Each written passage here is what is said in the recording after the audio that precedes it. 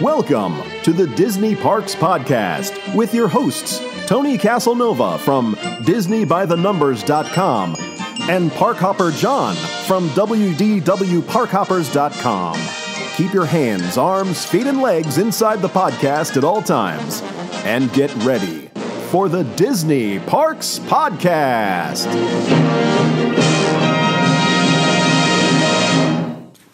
Hello and welcome everybody to the Disney Parks Podcast. We have an extremely exciting show for you today. Kristen Komorowski is the Executive Director and member of the Board of Directors at the Walt Disney Family Museum, and she's been with that group since 2013. We're so incredibly happy to have her here today. Now, the Walt Disney Family Museum is where you will find animation, innovation, and inspiration in the remarkable life story of Walt Disney, the man who raised animation to an art, tirelessly pursued innovation, and created a distinctly American legacy that transformed the entertainment world. Located in the scenic Presidio of San Francisco, the museum is a nonprofit organization that features contemporary, interactive galleries with state-of-the-art exhibits narrated in Walt's own voice, alongside early drawings, cartoons, film, music, and a spectacular model of Disneyland, and so much more. We are so excited, pleased, and honored to bring in Kristen Komorowski. Welcome to the Disney Parks Podcast. So, Kristen, we'd like to ask all of our Disney guests, how did their journey with Disney begin? So, how did your journey with Disney begin? So, I'm actually a lawyer by background, and part of my practice was, since I had been in executive positions, I would go in. I have an HR background. I did employment law, so I would go into companies that were looking to find their next executive, whether it's CEO or a general counsel, VP of HR, and help them identify good candidates for that role. But in tandem, I would tell anybody who would listen that my goal was to get into mission-driven work, and obviously a huge fan of Walt Disney. And so I was contacted about helping the museum find its next executive director. Right. And I got here and immediately fell in love with the museum, the mission, the family, what they were doing here. And Diane Disney Miller and Ron Miller offered me what is a dream job. Yeah, it sounds like a dream job. So tell everybody a little bit about what the Walt Disney Family Museum is all about. So Diane Disney Miller and her family founded the museum, and it opened in October of 2009. And Diane wanted to bring her father's story to life, showing his artistry, his creativity, and his true story, which is that he took a lot of risks and some of them didn't work out. But she wanted people to know that he was a man who came from very humble beginnings and went on to change the world. But it wasn't without challenges. And we have an incredible asset here at the museum, which was a 20-hour interview by Pete Martin that Walt himself commissioned. So it's Walt telling his own story. Wow. So Diane's vision was that Walt would take you through his own life, so you can hear his voice throughout the museum. Wow, that's great. Because I don't think we always hear, we hear like Imagineers and Disney executives and people tell us the story, but it would be great to hear Walt tell his own story. Yeah, and also to have his family. It's very interesting in these single-subject museums. A lot of times the person, passed away a long time ago, so it's other people interpreting the story. But here you have Walt's own family, who knew him intimately, telling his story. So Diane's thumbprints are very much evident throughout the museum, and like all things Disney, it's just remarkably designed and built, and people can never, quite believe what's in this museum. It's 40,000 square feet, and there are over 200 monitors, and it's truly inspiring. Yeah. So you mentioned Diane a couple times. we're assuming that she had some involvement. Were other people that are still alive involved with the whole building and curating of the content? Yeah, so Diane, who's Walt's oldest daughter, involved her family. So she was married to Ron Miller. Diane unfortunately passed away in November of 2013, but Ron is intimately involved. He's now the president of the board of directors for the Walt Disney Family Museum. And Diane and Ron had 7 children, and so the children are involved right now. 4 of them are on the board of directors, along with 2 of Ron and Diane's grandchildren. So the family is very much involved and supportive of the museum. Yeah, that's great. That's good to hear. And I see always a lot of pictures of Diane in the museum, especially from Phil Sears, who sells a lot of Disney stuff. He's got a lot of great pictures of Diane in the museum. Yeah, she also wanted to show that Walt, he became such a brand to the point that some people didn't even realize that he was a man. Right. But and some myths developed about him. So she wanted to show what his life really was. He was a family man. In every gallery, there's a wall that has wallpaper from that period that's devoted to family. And Walt often had a camera in his hand, so there are quite a number of really wonderful photographs of he and his family. But it shows that Walt was a real person who really interacted with his family and friends. Right. So you mentioned the galleries. Tell us a little bit about some of the galleries that people can find in the museum. So the museum is divided into 10 galleries, and again, it's an overwhelming amount of information and inspiration. The average visit is 2.5 to 3 hours, and many people can't finish going through the museum in one day. But it's chronological, so it starts with Walt's birth in 1901 in Chicago, and takes you through his life. So there are drawings from when he was young. There's drawings and cartoons from his venture Laugh-O-Gram Films in Kansas City, which ultimately went bankrupt, and which is what inspired him to go to California to join his brother Roy there. There's the earliest known drawing of Mickey Mouse, which is a favorite. Lots of merchandise, Mickey Mouse merchandise, from Walt's lifetime. There's storyboards or beautiful cells. We have one of the last multi-plane cameras. It stretches a couple of stories, but It really demonstrates the lengths that Walt went to improve animation and get that depth in animation. And we have a lot of interactive stations. There's one that's really popular with kids that shows how Walt synchronized sound in the early cartoons, because it's hard to remember that when Walt started out, cartoons were black and white and silent. Yeah. And in a very short period of time, he advanced in depth and color and music.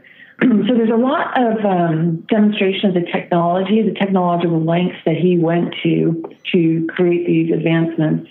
We have Walt's 26 individual Oscars, and with the Snow White Oscar with the seven little dwarfs that Shirley Temple presented to him.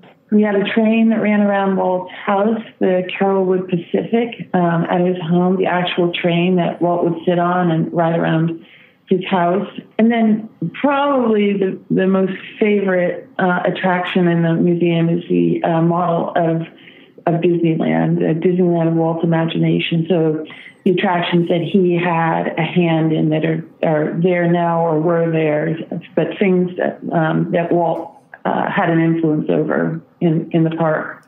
It sounds fascinating. It really does, because, for hardcore Disney fans, and maybe not even the hardcore, maybe even just the passerby Disney fans, to see all of that stuff curated and put in one building, it's got to be mind-blowing for many, and probably an emotional experience as well for some. Yeah, it is, because it ends, of course, with Walt passing in 1966, and it's a very emotional spot in the museum. But Diane didn't want it to end on that note, so there's this beautiful reflection room with all a number of images from the museum and other places that loop, and some beautiful music playing. So she wanted it to end on a high note. And somebody said to me that they're a big museum goer, and they said that most museums you come out of inspired, but this museum you come out of changed.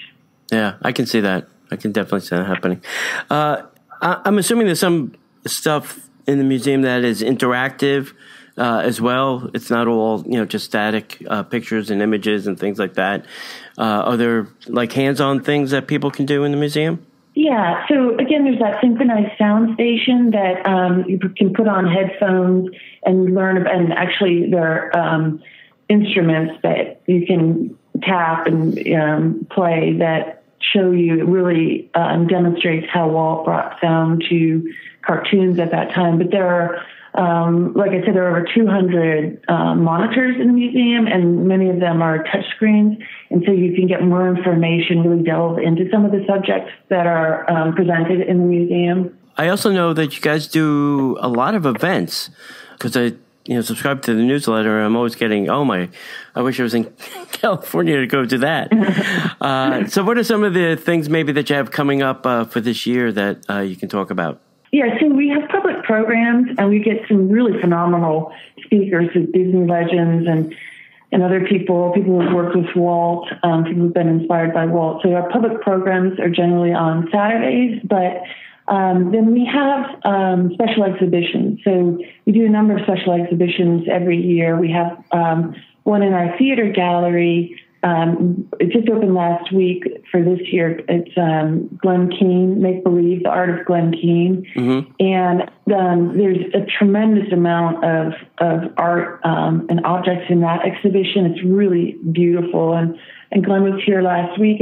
And something interesting about that exhibition is that Glenn, he's a fascinating blend of respecting the history of animation and really championing hand-drawn animation, while at the same time being very courageous about trying out new technology. So he has partnered with Google. He created this beautiful animation duet for the Android phone, but he also has used their tilt brush technology. So it's virtual reality headset that you put on, and then you create 3D art with the tilt brush. Yeah, there's a YouTube video on it that you can see. But so Google partnered with us as part of this exhibition, and we have a display of, there's a monitor showing Glenn using the tilt brush, but then Google created a 3D printed model of one of the works he did, Victory Dance.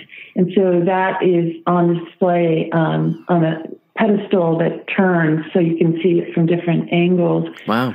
But Google's been just a tremendous partner. And so then we have our major exhibition that opens in May of every year. And this year it's focused on the 9 Old Men, Walt Disney's 9 Old Men Masters of Animation. And that's curated by Don Hahn, the Oscar-nominated producer of The Lion King, Beauty and the Beast, and Maleficent. And so as part of that exhibition, Google is partnering with us, and they're going to have animators use the tilt brush technology, create art, and then create models from it. And so we'll rotate that display throughout that major exhibition, which opens mid-May. So there's a lot of things to do. And see them. Yeah, there are a lot of things to do. Yeah, we also have an annual teen animation film festival that's actually international, and we get kids from all over the world to participate in that, and that's held here at the museum in May. And we get great people from gaming companies, from Pixar, industry professionals to come and help the kids also with their portfolios. So it's it's a working weekend, and then there's an awards ceremony, and so that's a lot of fun for the kids. And then we participate in the Big Draw, which is an international day to celebrate drawing. And we have that in the fall. But yeah, there's a lot going on. Yeah, it sounds it. So if people would like to find out more information about the Walt Disney Family Museum, where should they go to get more information, location, tickets, things like that? Yeah, so our website is www.waltdisney.org. So yeah, please visit our website to find out more about what we're doing. Yeah, because you're located right in the Presidio in San Francisco, right? Right. It's an old military base that transitioned over in the 90s, and it's just a beautiful location. I'm looking out at the Golden Gate Bridge right now, and the museum has an iconic view of the bridge as well. So it's a beautiful. It's a national park actually, and one benefit is that although we're in San Francisco, there's plenty of parking. Yeah, great. That is great. Also, can people get involved if they want to volunteer if they live in the San Francisco area?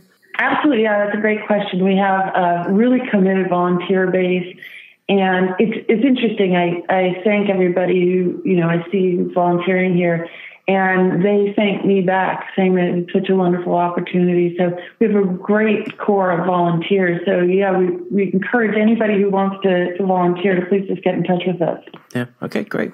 We can't thank you enough, Kristen, for giving us your time. We know you're probably busy, running a museum, but thank you for coming on and telling everybody about this great little gem in San Francisco. No, thank you, Tony, and I look forward to hosting you here sometime soon. We're coming probably in 2019 for the expo. We think we're going to make a little field trip north if we can. Oh, good. Yeah, so great. That's our plan. Look forward to meeting you. Yeah. Good. Okay, thanks, and we'll see you in the parks. The Disney Parks Podcast is not affiliated with the Walt Disney Company. All Disney parks, attractions, lands, shows, event names, etc. are registered trademarks of the Walt Disney Company. Like a bolt out of the blue, fate steps in, I see